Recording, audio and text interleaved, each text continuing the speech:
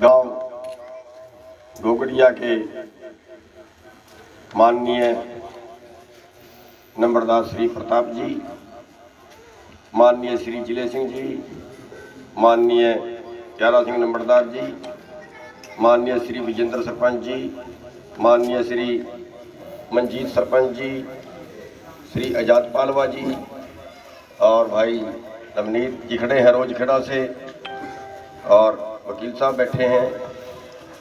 सभी गांव के मेरे सम्मानित भाइयों, बुजुर्गों, प्यारे बच्चों, जहाँ तक मेरी आवाज़ जा रही है, हमारी मातृशक्ति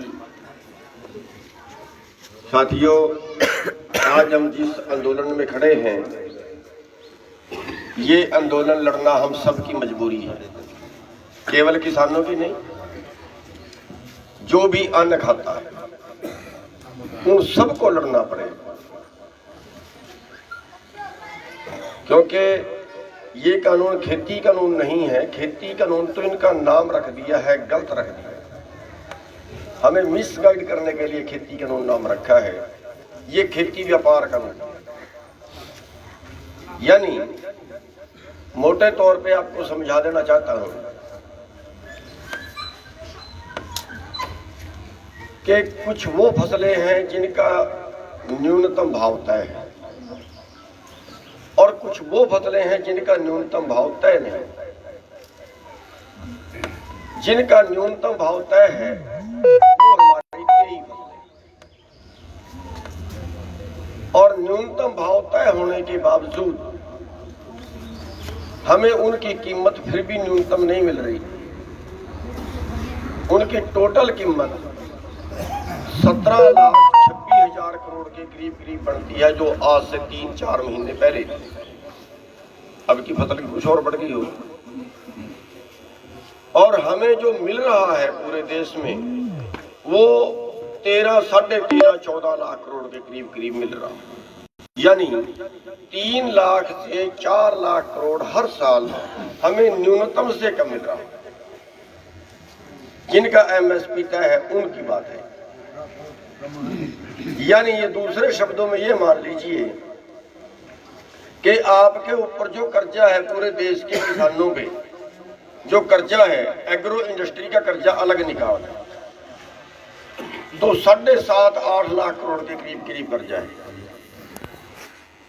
यानी जितना पैसा आपका 2 साल में कम मिला उतना आपके ऊपर कर्जा है। अगर वो पैसा मिल जाए तो आपका पूरा वो जो कर्जा है वो 2 साल में उतर सकता है। और इस कर्जे में, इतने छोटे से कर्जे में हमारे पिछले 20 साल में 3.5 से 4 लाख किसानों ने सुसाइड किया है, बैंकों से परेशान किए। जो रिकॉर्ड में आया, जो रिकॉर्ड में नहीं आया वो अलग से। तो अब पोजीशन ये है कि ये एग्रो बिजनेस कानून बना दिए हैं।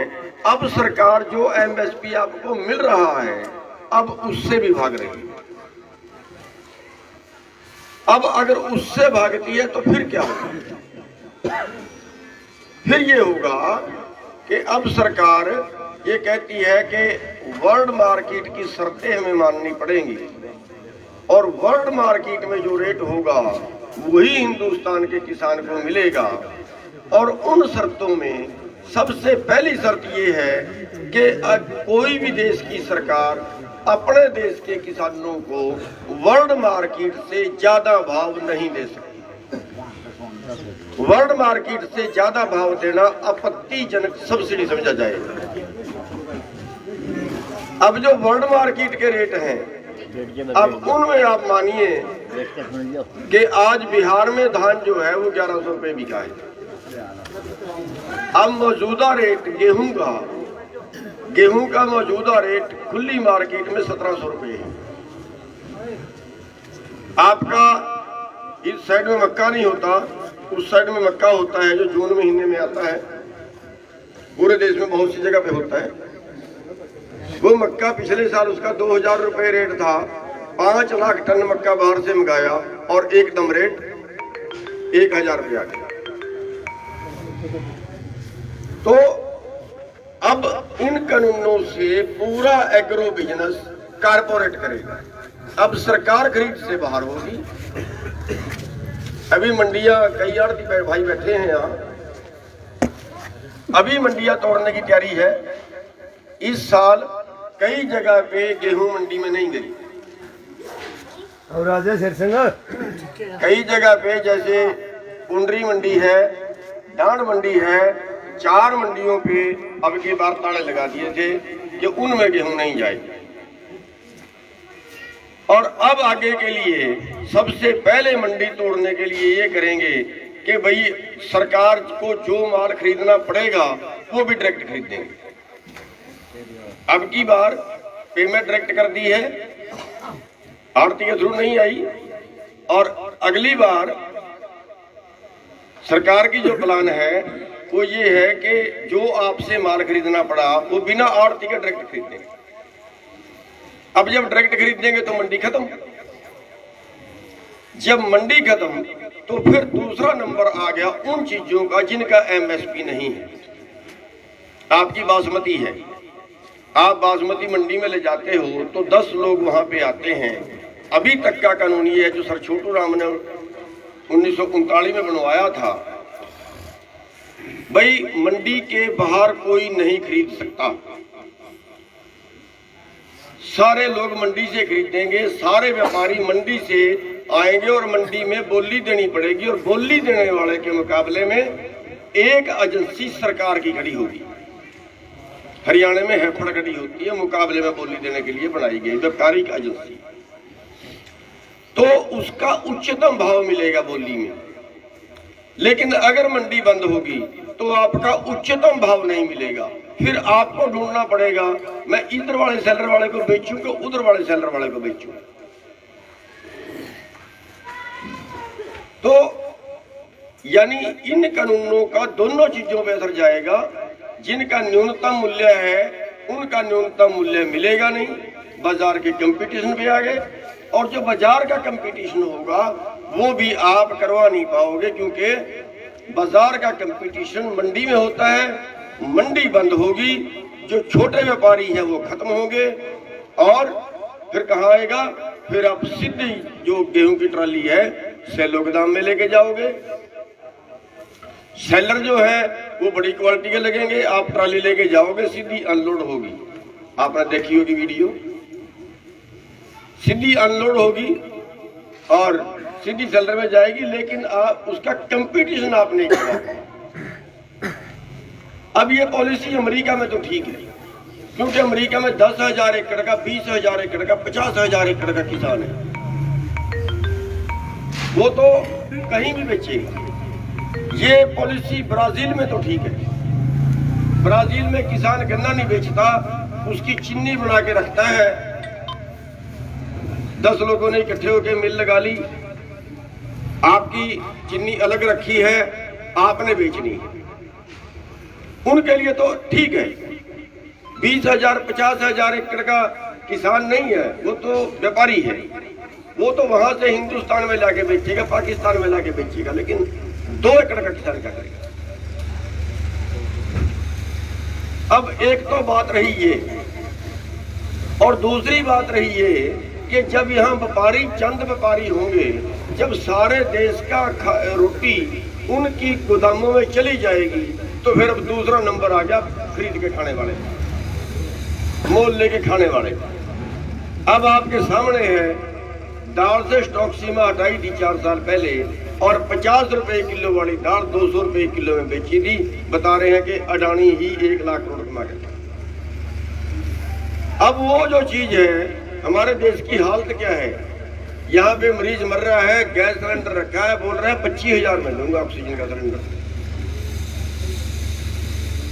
टिक्का 50,000 में मिलेगा, बेड अस्पताल में है, दे नहीं रहा। जब आप 2 लाख रुपए रिश्वत दोगे तो उस पहले मरीज की छुट्टी कर देगा, बेड खाली हो गया, फिर आपको जगह मिल गई। ये देश में ये हाल है। अगर उसकी रोटी पूंजीपतियों के पूंजी में चली गई,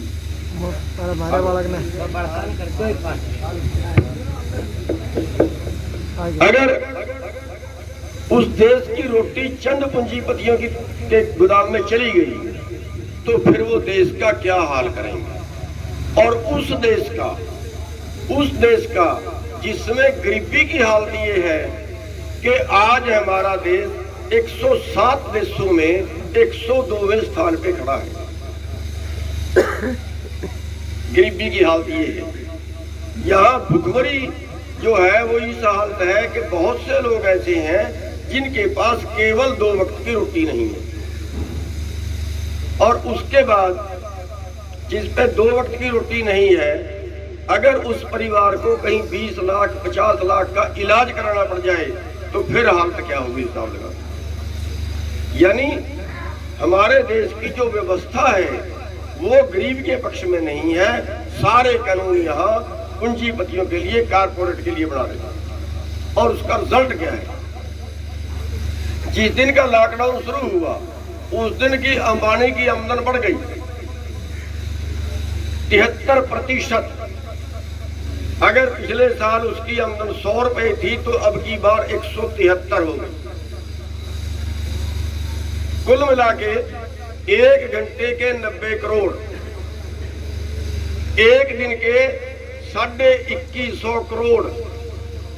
2150 करोड़ का मतलब है कि आपके इलाके में 10,000 किले एक दिन की कमाई में मोल ले सकता है और दूसरे के पास यहाँ रोटी नहीं है। अब आपके पास बिना लड़ने के, बिना उसके क्या चारा है?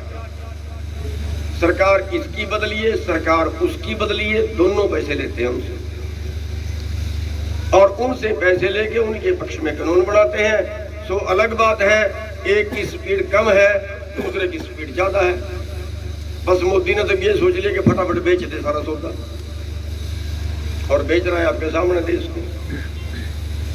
तो साथियों, इसलिए ये आंदोलन, नंबर 1 बात ये समझ लेनी चाहिए कि ये आंदोलन केवल किसानों का नहीं है। ये आंदोलन एक बरादरी का, एक धर्म का नहीं है। ये आंदोलन देश का आंदोलन है। ये आंदोलन हिंदुस्तान की मानव जाति का आंदोलन है और उसके लिए हम सभी को इकट्ठे होकर लड़ना पड़ेगा। बस यही आखिरी विकल्प हमारे पास है और हमारे पास कोई चारा नहीं है। और आप बहुत अच्छे लड़ रहे हो, आपको उसके लिए बधाई भी देना चाहेंगे, धन्यवाद भी देना चाहेंगे।